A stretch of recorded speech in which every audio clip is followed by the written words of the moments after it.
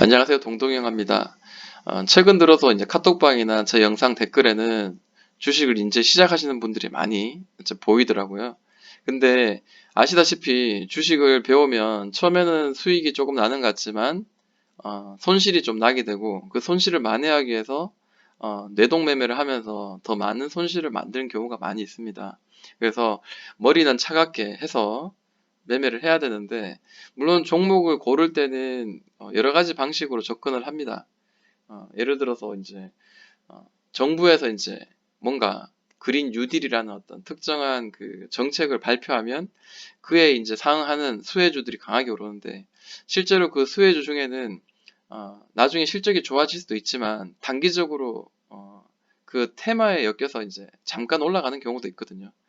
그런 경우도 많이 있기 때문에 반드시 그 종목이나 업종 그리고 테마에 대해서 정확한 좀 이해가 필요할 것 같고, 내가 이 중에서 실적이 좋아지는 우량주를 선택할 것인가, 아니면 테마에 의해서 시장에서 갑자기 급등하는 짧은 시간에 많은 수익을 내는 종목들을 제가 잡아야 될 것인가, 그런 것들은 각자가 연습을 하고 판단하고 분석해야 되는 그런 하나의 요소들이죠. 제가 오늘 말씀드리고 싶은 거는 그 차트 분석에서 기본적인 것들을 좀 이야기를 하고자 합니다. 결국 이제 파동에 대한 이야기고요. 그리고 내가 어디 사야지 좋을까? 지지와 저항, 가격의 지지와 저항, 그리고 패턴과 추세, 뭐 이런 내용들, 그리고 이평선, 거래량 이런 것들을 하나하나 정말 초보자님들이 알 수 있게끔 쉽게 좀 풀어가려고 합니다. 여러분께 지금 보여드리고 있는 이 화면은 셀트리온입니다. 이 셀트리온이, 저는 이런 대형주를 볼 때 일반적으로 이제 월봉을 한번 봐요. 월봉을 보면은 자, 이렇게 파동을 그리면서 가는 거예요. 큰 파동. 예를 들어서 큰 파동을 이렇게 만들면서 올라가는 그런 모양이 보입니다. 그러면 고점과 저점을 한번 저는 이렇게 한번 연결해 보는데요. 자, 저점을 연결하니까 이런 모양이에요. 즉, 저점은 이렇게 만들면서 가드라는 거죠. 근데 여기서는 살짝 깨졌어요. 네, 깨질 수도 있어요. 그리고 고점을 연결한 선도 이렇게 한번 연결해 봐요. 똑같이 평행되게 연결해 봅니다. 연결하니까 이런 모양이 나왔어요. 근데 지금 이 차트의 모양은 여기서 좀 꺾여서 자, 여기 밑에서 이렇게 놀고 있죠. 그러면 내 나름대로 이제 이렇게 약간 융통성 있게 이런 식으로 좀 만들어 보는 거예요. 추세 대충. 이거 어차피 월봉이니까 정확한 게 없어요. 이 종목이 이렇게 흐른다고 해가지고 다른 종목도 내가 원하는 대로 선을 그은 대로 그렇게 가진 않습니다. 그럼 대략 이제 이렇게 맞춰봐요. 얼추 이제 이런 그 평행된 이 추세선을 따라서 이렇게 올라간다는 거예요. 자, 그러면 내가 어디쯤 사야지 수익이 날 수 있을까? 이걸 한번 고민을 좀 해볼 필요가 있습니다. 월봉이다 보니까 이 캔들 하나가 하나에 한 1개월입니다. 그럼 나는 이 안에서도 파동이 만들어진다는 거예요. 예를 들어서 자, 이런 식으로 파동이 만들어졌죠. 그리고 고점을 만들고 자, 이런 식으로 거의 옆으로 이제 가다시피 이렇게 움직이고 다시 파동을 만들어서 자, 이렇게 갔었고 그 다음에 여기서 다시 파동을 만들어서 이렇게 갔어요. 그리고 이렇게 떨어집니다. 그리고 다시 이렇게 올라가죠. 자, 우리는 주로 일봉만 보면서 그리고 단기적인 이제 최근에 3개월이나 뭐 길게는 6개월 정도만 보고 매매를 하죠. 그런데 내가 사놓고 난 뒤에 꾸준히 좀 오랫동안 들고 있으면 수익이 날 만한 자리를 한번 찾아보면은 이런 자리에서 잡으면은 굉장히 나에게 수익이 나겠죠. 그죠?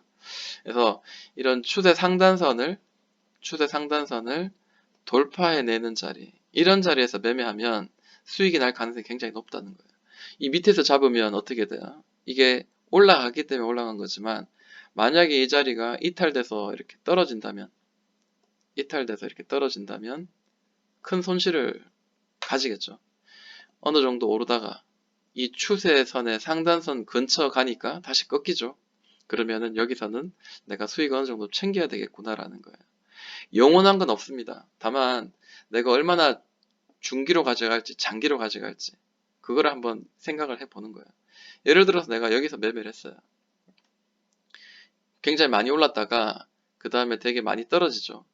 그리고 굉장히 많이 수익을 냈다가 그 큰 수익을 또 떨어지면 이 정도 또 반납을 해야 돼요. 그렇지만 우상향인 종목은 결국에는 더 많은 우상향을 하면서 더 수익을 극대화한다는 거예요. 그래서 어, 저는 그렇게 생각합니다. 이게 만약에 이런 좋은 자리에서 만약에 매매를 한다면은 매수를 한다면은 적당한 선에서는 최소한 내가 가지고 보유하고 있는 종목의 반 정도는 팔아야 된다는 거예요. 내가 계좌를 열었을 때 좋은 자리에서 매수를 해서 계속해서 오른다고 해가지고 이게 영원히 오를 거라는 기대감으로 팔지 않고 그냥 놔둔다는 거는 정말 어리석은 생각입니다. 왜냐하면 어, 결국 내가 두 배, 세 배 수익 났다가 두 배, 세 배 수익 났다가 결국엔 떨어지면서 그 두 배, 세 배 수익이 다시 1.5배, 다시 100배 점점 줄어드는 어떤 그런 모양이 떨어지면 내가 이만큼 수익이 났었는데 지금 많이 쪼그라드네. 아, 나 못 팔어. 사람의 심리는 대부분 그렇거든요. 그렇기 때문에 반드시 어느 정도 오르면 최소한 수익의 반 정도는 팔고 반 정도는 보유를 하는 거예요. 그래서 수익을 조금씩 조금씩 극대화 그리고 리스크를 관리하는 매매를 하는 것이 그게 바로 현명한 매매 방법이지 않을까라고 저는 생각을 해봅니다. 자, 이건 월봉입니다. 근데 이 월봉이 사실은 일봉에도 이런 모양이 항상 나와요. 분봉을 보셔도 이런 모양이 나오고.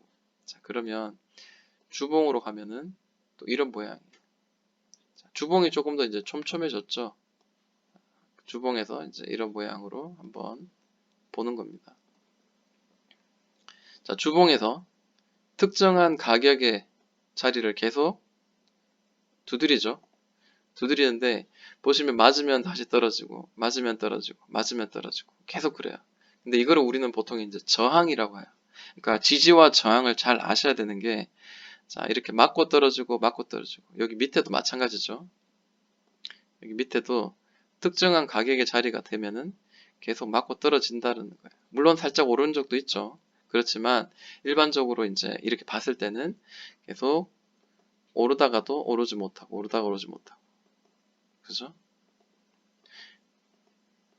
저는 이 저항의 자리를 돌파하는 자리, 이 자리에 이제 매수를 해야 된다고 봐요. 그래야지 단기적으로 쭉 수익이 나는 거예요.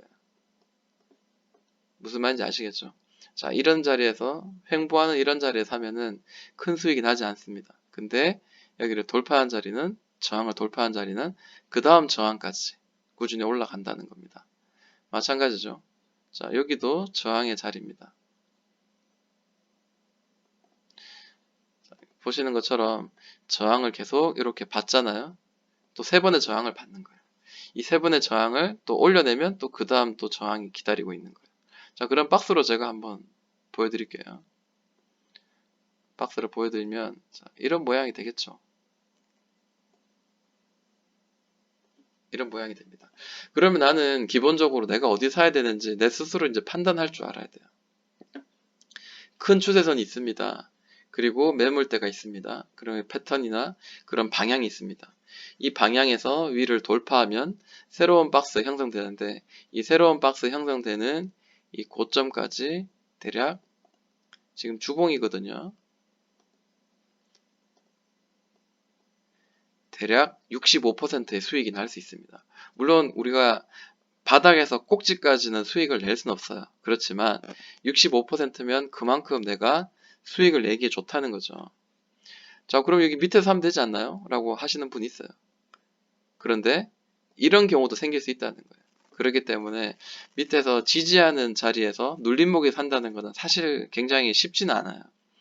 물론 마찬가지입니다. 돌파하고 지지가 나오지 못하고 다시 이렇게 튀었다가 다시 내려갈 수 있어요. 그렇기 때문에 돌파했을 때 우리가 샀다라고 했을 때 분명히 이제 손절 라인은 항상 잡고 매매를 하자라는 겁니다.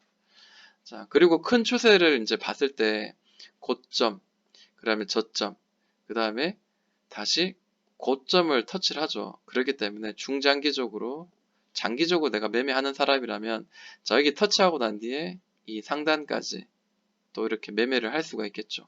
무려 2015년, 2016년, 2010년 3년 동안 꾸준히 올랐다라는 겁니다. 근데 내가 3년을 못 기다리고 이렇게 좀 얼마죠? 이런 6개월치 정도를 예상하면서 중간중간에 사고 팔고 매매를 한다면은 수익이 또 내 나름대로의 수익이 날 수 있겠죠. 그리고 이 고점을 찍고 떨어집니다.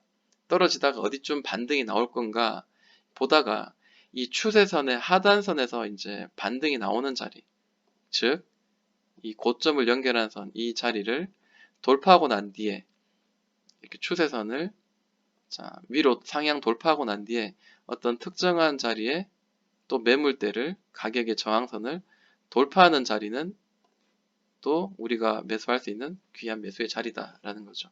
그리고 난 뒤에 다시 이렇게 수익이 난다면은 지금 현재상 고점까지 수익은 무려 74%까지도 날 수 있었던 자리라는 겁니다.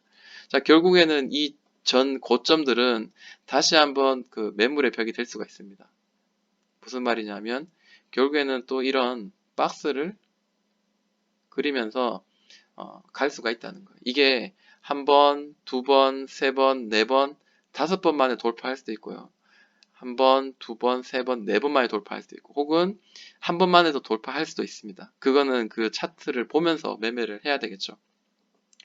자, 영상은 대형주를 위주로 지지와 저항, 그 다음에 방향, 추세, 그리고 패턴, 지지와 저항, 그리고 그런 내용들을 가지고 기본적인 내용을 다뤄봤습니다. 자, 다음 영상은 좀 더 여러 가지들을 좀 분석할 수 있는 방법들을 같이 좀 다뤄보도록 하겠습니다. 지금까지 동동이 형아였습니다.